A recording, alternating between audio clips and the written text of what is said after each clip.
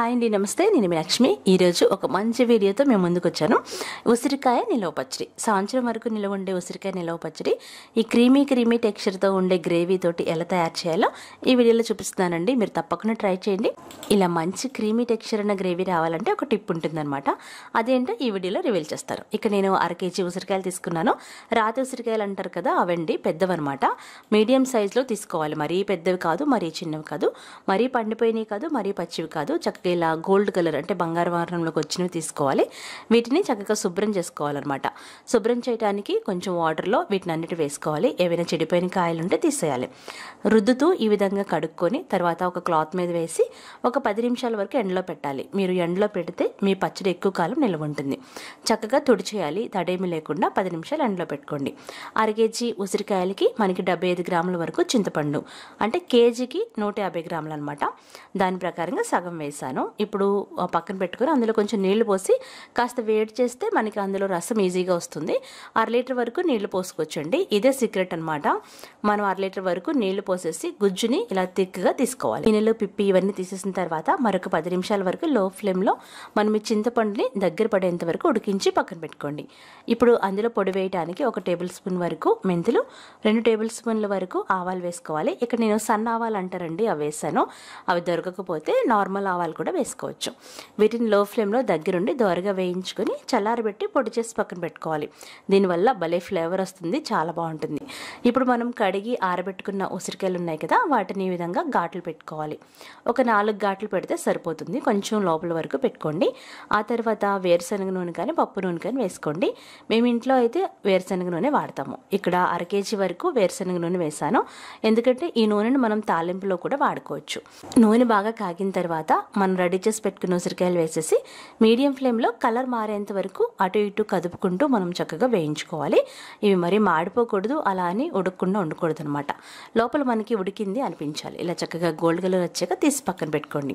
ఇప్పుడు అదే నూనెలో పోపు పెట్టుకుందాం. పోపు కోసం మనం 1 టీ స్పూన్ వరకు ఆవాలు, 1 టేబుల్ స్పూన్ వరకు పచ్చిశనగపప్పు, అలాగే 1 టీ స్పూన్ వరకు జీలకర్ర వేయాలి. నూనె వేడిగా ఉంటుంది కాబట్టి మంటని లో ఫ్లేమ్లో పెట్టుకోవాలి. ఆ తర్వాత మనం అందులో 7-8 వరకు ఎండుమిరపకాయలు, 2 పెద్ద వెల్లుల్లి గడ్డల్ని పొట్టు తీసేసి ఇలా రెబ్బలు వేసుకోవాలన్నమాట. అలాగే 6-7 వరకు ఎండుమిరపకాయలు వేసుకోండి. ఇవి క్రిస్పీగా అవ్వాలి. లో ఫ్లేమ్లోనే వేయించుకోండి. అందులో గుప్పెడు వరకు కరివేపాకు వేయాలి. అలాగే అందులో ఒక 2 చిటికెళ్ళ వరకు ఇంగువ వేసుకోవాలి. ఇంగువ మాత్రం స్కిప్ చేయకండి, పోపు వల్ల టేస్టీగా ఉంటుంది. చక్కగా ఈ పోపు వేయించుకొని చల్లారబెట్టుకోవాలి. మరీ చల్లారిపోకూడదు, కొంచెం గోరువెచ్చగా ఉండాలి. ఇప్పుడు చూడండి, మనం ఉడికించుకున్న చింతపండు గుజ్జు క్రీమీ టెక్స్చర్ వచ్చింది కదా, ఇదే సీక్రెట్ అనమాట. ఇప్పుడు ఈ చింతపండు గుజ్జులోనే పచ్చడి కలుపుతాం కాబట్టి మనకి క్రీమీ టెక్స్చర్ వస్తుంది. ఇప్పుడు పచ్చడి కలుపుకోవటానికి 1/2 కప్పు వరకు ఉప్పు, 3/4 కప్పు వరకు కారం అవసరం అవుతుంది. పచ్చికారం అండి. ఇది మీరు ఆన్లైన్లో అమ్ముతున్నా, కావాలంటే పింక్ చేయండి. ఉప్పు మాత్రం ఒకేసారి వేయకూడదు, కొంచెం వేసి కొంచెం పక్కకు పెట్టుకోండి. కారం వేసేయచ్చు అనమాట. మంచి కలర్ఫుల్గా ఉండే ఈ పచ్చళ్ళ కారం మా దగ్గర దొరుకుతుంది. కావాలంటే వాట్సాప్లో పింక్ చేయండి. ఇప్పుడు మనం 3/4 వంతు వరకు కారం వేసేయాలి. ఇది పచ్చి కారం, పచ్చళ్ళ పట్టే కారం. ఇప్పుడు మనం చింతపండు గుజ్జు ఉడికించి పక్కన పెట్టుకున్నాం కదా, అది కలిపేయాలి. చింతపండు గుజ్జు చల్లగానే ఉండాలన్నమాట, అంటే చల్లారిపోతుంది. ఈ పాటికి స్పూన్తో మొత్తం కలిసేలాగా కలుపుకోవాలి. ఇప్పుడు మనం ఇందాక గ్రైండ్ చేసి పెట్టుకున్నాం కదా మెంతులు, ఆవాల పొడి, అది వేసేయాలి. అది వేసేసి అది కూడా బాగా పట్టేంత వరకు కలుపుకోవాలి. అంటే పచ్చళ్ళలో ఉప్పు, కారం, ఆవాలు, మెంతుల పొడి ఇవన్నీ పట్టాలన్నమాట. ఓపిక్గా చక్కగా కలుపుకోండి. ఇప్పుడు మనకి క్రీమీ టెక్స్చర్ వస్తుంది కదా, ఇలా వస్తూ ఉంటుంది. మనం ఇందాక ఆల్రెడీ పోపు వేసి పెట్టుకున్నాం కదా, అది గోరువెచ్చగా ఉన్నప్పుడు వేసుకోవాలి. మరీ చల్లారిపోకూడదు, అలాగే మరీ వేడిగా ఉండకూడదు. కొంచెం గోరువెచ్చగా నూనె ఉన్నప్పుడు ఆ పోపు దినుసులన్నీ వేసేసి బాగా కలుపుకోవాలి. ఇప్పుడే ఉందండి కిటుకు, మీకు క్రీమీ టెక్స్చర్ రావాలంటే ఇలా కలుపుతూనే ఉండాలి. దాదాపు 10-15 నిమిషాలు కూర్చొని ఇలా కలుపుతూ ఉన్నారంటే ఆ చింతపండు గుజ్జులో ఉసిరికాయలు ఇలా బాగా కలిసి మంచి క్రీమీ టెక్స్చర్ వస్తుంది. చాలా బాగుంటుందండి, మీరు ఒకసారి ట్రై చేయండి. చూసారా ఎంత బాగా క్రీమీ టెక్స్చర్ వచ్చిందో? ఇలా రావాలంటే ఒక 10-15 నిమిషాలు మీరు కలుపుతూ ఉండాలన్నమాట. ఇప్పుడు దీన్ని ఒక జాడీలో పెట్టుకుని 3 డేస్ తర్వాత తింటే సూపర్గా ఉంటుంది.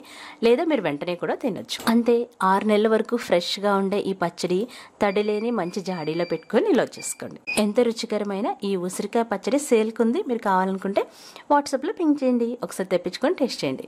లేదా మీరు ఇంట్లోనే ట్రై చేయాలనుకుంటే ఇంట్లో ట్రై చేసుకోండి. అన్నంలోకి ఎంత బాగుందో ఒకసారి ట్రై చేసి తప్పకుండా నా ఇన్స్టాగ్రామ్లో ట్యాగ్ చేయండి. బాయ్.